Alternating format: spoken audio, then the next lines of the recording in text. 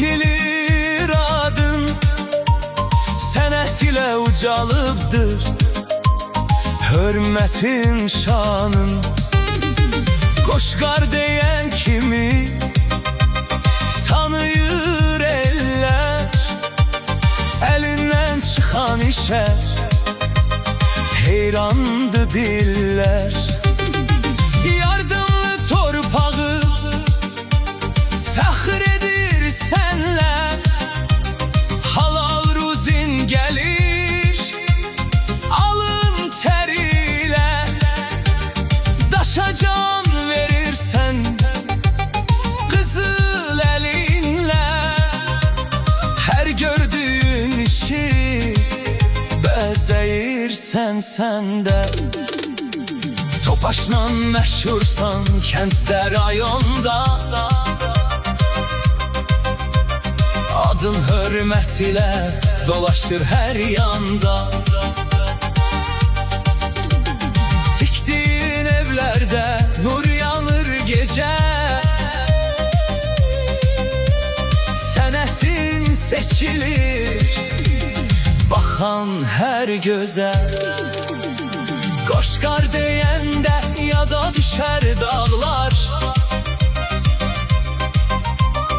qartal baxışlı mərd igid oğlanlar. Əskarlıq verər bu at sahibinə, hörmət qazandırar hər bir yerində. Bu adda kişilik qeyrət duyular, saf ürəkli insan yada salınar. Dost üçün can qoyan ürəklər kimi Qoşqar adı seçilər hər biri.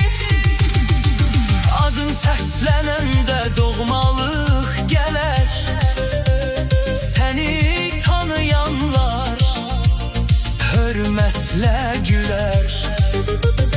Çünki bu ad ilə tanınmaq gözəl, mərdliklə yaşamaq ən böyük əməl.